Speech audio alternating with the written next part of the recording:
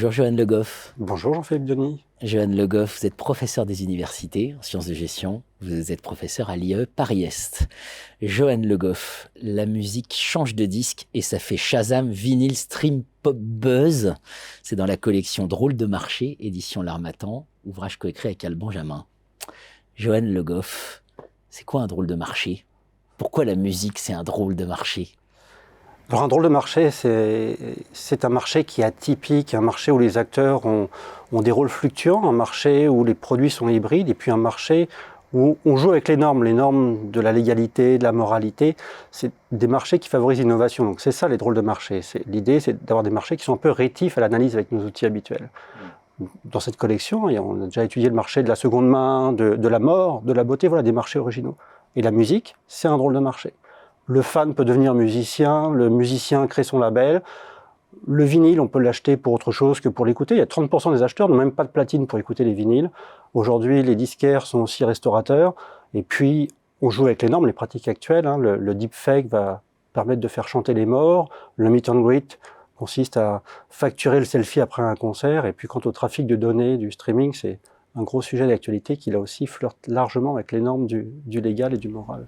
Bien sûr, c'est un ouvrage, vous avez une culture musicale incroyable, hein, c'est vraiment incroyable. Moi j'y ai appris beaucoup, parfois je suis à la limite d'être en accord avec vous, plutôt en désaccord, ça dépend des interprétations, etc. Mais ce qui est sûr, c'est que c'est absolument fascinant, plusieurs éléments. Un livre avec lequel on est d'accord, on arrête de le lire. Un livre avec lequel on est en désaccord, on va jusqu'au bout, au moins par colère. Donc c'est bien. Bien joué, bien joué. Des interviews de rock and folk, des interviews d'artistes, voilà, de labels. Quand on prend cette transformation, moi j'avais retenu, je vous dis ce que j'avais retenu de l'industrie musicale, c'est en gros, le numérique a dévasté l'industrie. Donc on dit toujours la moitié de son chiffre d'affaires, à peu près. Et les grandes majors deviennent des gestionnaires de catalogues de droits. C'est-à-dire que le passé, finalement, fait le... J'ai eu bon ou vous tempérez? Alors, évidemment, vous avez eu presque juste. Un enseignant qui met 20, c'est pas un bon enseignant, donc c'est presque juste. Pour les majors, ce n'est pas juste la gestion de catalogue, parce que aujourd'hui, elles ont un savoir-faire qu'on qualifie d'à 360 degrés. Les sources de revenus se sont multipliées et certaines nécessitent un vrai savoir-faire, la gestion des concerts, la gestion de marketing.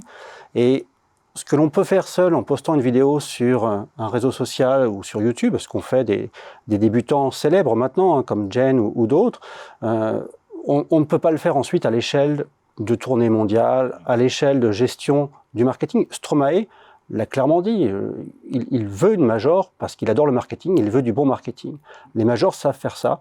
La gestion des contrats est extrêmement complexe et ce n'est pas par hasard si d'une manière ou d'une autre, à peu près tous les rappeurs, qu'ils soient français ou internationaux, dépendent de majors. Ils y trouvent largement leur compte, même si à nouveau, il y a des labels qui ont l'air d'être indépendants. Mais ça, c'est toute une affaire de communication. Les majors gèrent du marketing et le font très très bien. Elles gèrent ces contrats à 360 degrés et là aussi, elles ont une réelle expertise. Et ensuite, il y a la question du partage des profits et jamais je n'ai dit qu'elle était équitable, qu'il était équitable ce partage. Ça, c'est une autre affaire. Ça, c'est un autre sujet. Si c'était équitable, ça se saurait. Ça se saurait. Aujourd'hui, voilà, l'industrie musicale, les grandes tendances, c'est quoi? Vous l'avez évoqué avec la cassette, vous évoquez le vinyle dans l'ouvrage. C'est quoi les grandes tendances aujourd'hui d'industrie musicale qu'il faut retenir? Alors, les tendances, il y en a qu'on vient d'évoquer effectivement. Il y a un point qui est vraiment un enseignement de cette étude conduite avec un co-auteur, Alban Jamin, c'est qu'il y a une influence symétrique entre les pratiques managériales ou industrielles et les pratiques artistiques. Et je crois que c'est vraiment l'enseignement qui est quasiment intemporel. Les artistes s'adaptent aux contraintes techniques et financières qu'on leur impose. Ça donne par exemple, le streaming passe à un mode de rémunération qui est fondé sur le titre et non pas la durée comme les passages radio. Que font les rappeurs? Typiquement, les meilleurs artistes capitalistes que l'on ait, ils vont faire des morceaux de plus en plus courts. La durée moyenne est passée de 3 minutes 30 à 2 minutes 30 en 2020. On est vraiment sur une chute de la durée parce qu'on a une multiplication de petits morceaux lucratifs pour ces rappeurs qui ont su s'adapter à la contrainte.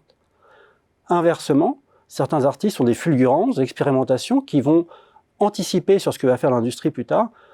En 2015, dans l'Usine Nouvelle, et c'est pas un journal musical, on évoque le fait que pour la première fois depuis 1985, une presse à vinyle a été installée pour un label, Ferdman Records, qui est un label absolument inconnu, qui est créé par Jack White aux États-Unis, et tout le monde parle d'un hurluberlu, d'une excentricité. Ça a l'air anormal de faire ça. Depuis 2015, le marché des vinyles a été multiplié par 5, il a dépassé les CD aux États-Unis, et Jack White a sa presse à vinyle qui est exhibée au public, puisqu'on voit à travers les vitres les vinyles en train d'être pressés religieusement. On a une anticipation d'un artiste qui a senti venir une évolution majeure de l'industrie. Donc il y a cet aller-retour entre l'artistique et le managérial, si j'ose dire, qui est assez fascinant dans cette industrie. Les contraintes, les artistes s'en jouent, et puis l'industrie court après les artistes, finalement, c'est surtout ça qui est à retenir. Pour conclure, alors j'aime beaucoup sur les différents titres. J'avais retenu « Au revoir les copains, la mauvaise passe de la presse musicale ». Voilà, vous jouez avec les mots sans arrêt dans cet ouvrage, et c'est absolument délicieux. Comment on en vient finalement? Pourquoi vous prenez la musique? Pourquoi pour vous c'est important de comprendre le marché de la musique? Alors, à nouveau, 3 raisons rapidement. La première, c'est que c'est réellement un drôle de marché au sens où l'on conçut les 2 créateurs de la collection dans laquelle est publié le livre, Fawzi Benseba, qui est professeur à l'Université Paris-Nanterre, et puis la regrettée Fabienne Boudier, qui est disparue trop tôt et à qui je voudrais rendre hommage rapidement. C'est vraiment un drôle de marché tel qu'il l'avait imaginé. La deuxième raison, c'est une raison plus personnelle. J'avais envie de pouvoir collaborer à nouveau avec Al Benjamin, mon co-auteur, qui est guitariste du groupe Le Berceau des Volontés Sauvages et les Purple Lords, des groupes de rock. J'avais déjà eu l'occasion de travailler avec lui sur le film Velvet Goldmine de Todd Haynes, on avait écrit ensemble. Et puis, la troisième raison, académique cette fois-ci, c'est la volonté de prendre acte de l'excellent numéro de la RFG qui est paru, dirigé par nos collègues et amis Émilie Ruiz, Albéric Tellier et Julien Pénin sur l'industrie musicale. C'est un numéro qui méritait d'être prolongé, et je crois que ce livre prolonge assez bien cette investigation sur l'industrie musicale et ses mutations. Et c'était un peu l'idée de ce travail qui a été un travail d'une année pleine sur la musique et ses innovations. La musique change de disque, Al Benjamin et Johan Le Goff. Merci Johan Le Goff, édition L'Harmattan. Merci Jean-Philippe Denis.